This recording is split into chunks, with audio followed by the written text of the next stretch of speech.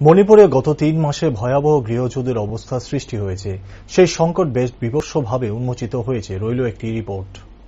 ভারতের উত্তর পূর্বে ৩৩ লক্ষ জনসংখ্যার রাজ্য মণিপুরে ৪৩% জনগোষ্ঠী কুকি ও নাগা, বাকি ৫৭% মেতে সম্প্রদায়ের ভুক্ত।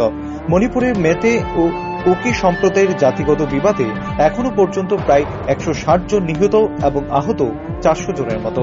প্রায় ৬০,০০০ মানুষ বাড়িঘর ছাড়তে হয়েছে।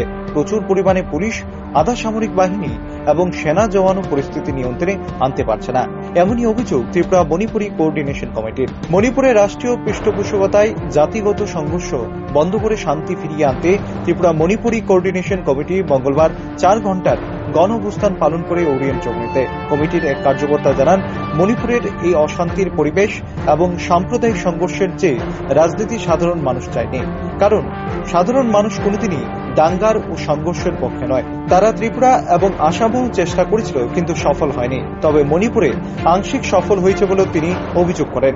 মণিপুরের দুটি জাতি জনগোষ্ঠী শত বর্ষ ধরে ভ্রাতৃত্ববোধ নিয়ে পাশাপাশি অবস্থান করছিল, আর আজকে হিংসায় মত্ত হয়ে তারা মণিপুরকে শ্মশানে পরিণত করেছে। এর পেছনে গভীর রাজনীতি রয়েছে বলেও কমিটি মনে করে। তিনি আরো বলেন, যারা দাঙ্গা লাগিয়েছে তাদেরকেই এই দাঙ্গা বন্ধ করতে হবে। মণিপুরের এই অশান্তির পরিবেশ, মণিপুরে এই সাম্প্রদায়িক সংঘর্ষের যে রাজনীতি, এটাকে আমরা রাজনীতি বলবো, কারণ সাধারণ মানুষ কোনোদিন দাঙ্গার পক্ষে নয়, সংঘর্ষের পক্ষে নয়। তারা ত্রিপুরাতেও আসামেও চেষ্টা করেছে, কিন্তু সফল হতে পারেনি। মণিপুরে আজকে সেই চেষ্টা চলছে, মণিপুরে তারা আংশিকভাবে সফল হয়েছে, এটা আমরা বলতে চাই। এটা সাধারণ মানুষ কোনোদিন কামনা করেনি। এইভাবে দুটি জনগোষ্ঠী যারা ১০০ বছরেরও বেশি একে অপরের পাশাপাশি ছিল, ভ্রাতৃত্ববোধ ছিল তাদের মধ্যে, কোনোদিন এই ধরনের হিংসার মনোভাব ছিল না। আজকে তারা এই হিংসার হত্যালীলায় মেতে উঠেছে। গ্রামের পর গ্রাম ধ্বংস করে দিচ্ছে, জনপদগুলো একেবারে মানব শূন্য করে দিচ্ছে, শ্মশানে পরিণত হয়েছে আজকে মণিপুর ভ্যালি, মণিপুর রাজ্য। এর পেছনে একটি গভীর রাজনীতি রয়েছে বলে আমরা মনে করছি। এর পেছনে মণিপুরের সমস্ত প্রাকৃতিক সম্পদকে লুণ্ঠন করার একটি জঘন্য রাজনীতি রয়েছে বলে আমরা মনে করছি।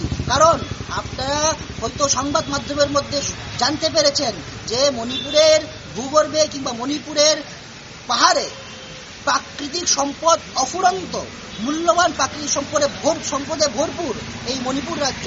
এখন সেইখানে জাতি বিভেদের নাল যদি লাগানো হয়, সেখানে যদি শান্তির পরিবেশ থাকে, তাহলে সরকার এই সমস্ত প্রাকৃতিক সম্পদকে লুটপাট করতে পারবে না, কর্পোরেট পুঁজিপতিদের হাতে সেই সমস্ত সম্পদকে বিকে দিতে পারবে না।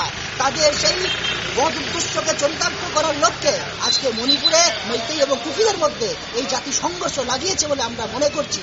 তাই আমরা এই গণতান্ত্রিক এই আন্দোলনের মাধ্যমে জানান দিতে চাই, আপনারা অবিলম্বে আপনাদের এই জঘন্য রাজনীতি বন্ধ করুন। মণিপুরে সাম্প্রদায়িক হিংসা বন্ধ করার আপনারা চেষ্টা করুন। আপনারাই লাগিয়েছেন, আপনারাই পারবেন সেটা বন্ধ করতে। কেন্দ্র সরকার আপনারাই পারবেন বন্ধ করতে, এবং যদি না করেন আমরা আজকের এই গণ অবস্থান থেকে আরো বৃহত্তর আন্দোলনের এলান করব, এবং যতদিন পর্যন্ত মণিপুর সহ ভারতবর্ষে শান্তি এবং ভ্রাতৃত্ববোধের পরিবেশ না ফিরে আসে, আমরা আমাদের আন্দোলন চালিয়ে। যদিও মণিপুর নিয়ে এখনো পর্যন্ত প্রধানমন্ত্রী নীরব রয়েছেন, শুধুমাত্র 2 মহিলার বিষয়ে 36 সেকেন্ডের কথা বলেছেন। এবার বিরোধীরা সরকারের প্রতি অনাস্থার প্রস্তাব আনেন, তার জেরেই সংসদে মণিপুর নিয়ে হবে আলোচনা। ইতিমধ্যে মণিপুর হিংসায় তদন্ত, হিংসার ফলে ক্ষতিগ্রস্তদের ত্রাণ ও পুনর্বাসনের উপরে নজরদারি করতে 3 প্রাক্তন মহিলা বিচারপতির কমিটি তৈরি করা হয়েছে বলেও জানান supreme court. Bureau report, rising Tripura.